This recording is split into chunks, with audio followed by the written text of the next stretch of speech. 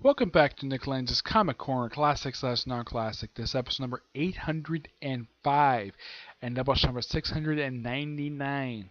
Okay, I have two more trades. First up is I technically have viewed this here before, but I don't care because I love this series. This is Punisher in the Blood. Why do I love this series?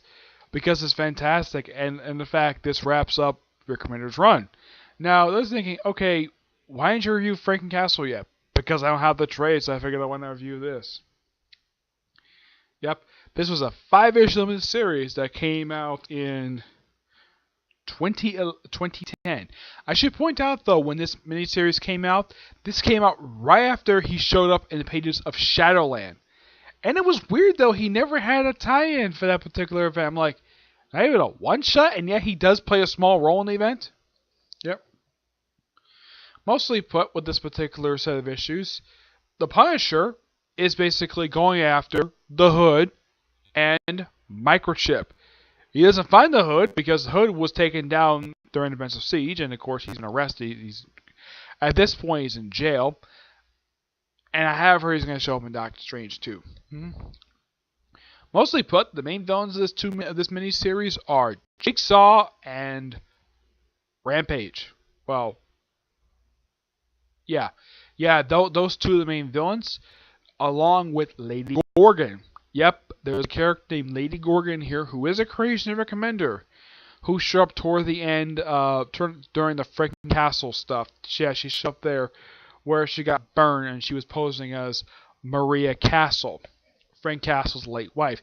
They also reference stuff in here that happened in the second arc of Rick Remender's run for what happened basically back in issue 10 of Rick Remender's run for Punisher. And this miniseries is also noteworthy for the last appearance of Henry Russo, the son of Jigsaw. Yep, Jigsaw himself actually dies in here. Well, he stays dead for about, I'd say about 6 years. Yeah, he stays dead for a good period of time. Until he shows up in the pages of Infamous Iron Man with no explanation of how the heck he survived falling into a burning warehouse. Well, actually fell into a burning building.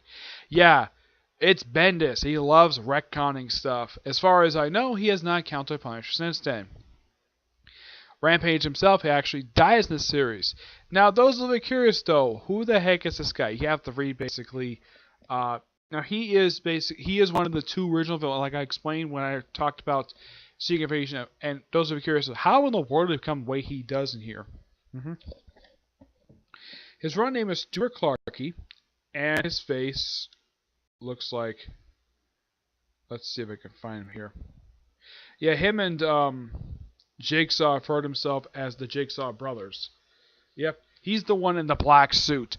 The one in the white suit is the main Jigsaw. That's Jigsaw himself. This is Stuart Clarke, aka Rampage. How he got this way? Kind of the same way that Punisher indirectly created Jigsaw, putting his head through a window. No joke. That is seriously how he got that way. Yeah, my personal guess is the reason why that Rick Remender brought him back. Because my personal theory, Rick Remender wanted to wrap up all his loose ends, and Stuart Clarke was loose end for something he did when he teamed with Matt Fraction to do issues 24 when he did his brief run for Punisher War Journal. So yeah, throw him in here. Jigsaw is not very surprising because Jigsaw is a very definitive villain for Punisher. Though at this point, this is the first time Punisher has encountered Jigsaw since the pages of Punisher War Journal. Yep. They mention of the Hood, but he's nowhere to be seen. Mirage is seen in here, except he's seen for one issue. First time he's seen, he uses his Mirages to pose as Venom. Those of you curious of where the heck Venom was, well, at this point in time, he was in the hands of the U.S. government prior to him being handed over to being the host for Flash Thompson. Yep. Excuse me. And he gets killed by Lady Gorgon. Yep, the woman is Lady Gorgon. As for how she got this way, as far as I know, it doesn't really thoroughly explain. Somehow they say he burned this woman years ago. It could be Lady Gorgon. As far as I've heard, it is Lady Gorgon, but I don't know if this really is one. Because it's like one other villain I could think, one other female character I could think of he may have done this to, and that was a character named Angelica from the Stephen Grant miniseries. He may have done that to her, but it's never totally explained. Microchip Thorium here. Yeah, he's another character that Rick Remender think basically Punisher killing him and just wrap up in a loose end. Yeah, that's the whole point of this miniseries. Wrapping up every single loose end from his run just so that Greg Rucka basically could do something new with the character. Though undoing Jigsaw stuff was quite stupid for this to do. Especially since this is a really well written miniseries. And the artwork in here is done by Ronald Bashi and Mick Martinez. It's also referencing here that when Microchip sees Frank Castle, he's like, "Man, you look younger than the last time I saw you." Well, there kind of is an explanation for that. You have to read Frank and Castle to understand how the heck that happened. Yeah, he references something happened in the final issue of Punisher Volume 7. Gotta say, this was a really good miniseries, and I'm looking forward to reviewing Frank and Castle at some point. I'm going to give this book roughly a 9.5 out of 10. Yep. Yeah. Wrapping everything up. Setting everything up for Greg Rucka. Alright. Here's something from another really good writer. Another one who does not work for Marvel anymore. Yeah, this is The Death of Captain America, Volume 3, Volume 2, The Bird in the Dreams. Written by Ed Brubaker. Artwork by Mike Perkins. Yeah, Mike Perkins does just issue. He does pretty much mostly issue. He just does issue 36. He does a little bit. I think he does the covers in here. The other artwork is done by Steve Epitig and Boost Goosey. I think it's pronounced it. Yeah, Alex Ross does some cover art as well. This book collects issues the Volume 5 Captain America issue 31-36. Yeah. Those of you curious, though, why am I reviewing the second volume of a 3-volume series of Captain America? Because I couldn't find the other two, and I saw this like, yeah, I really wanted this. Yep. Simply put, it's just Captain America.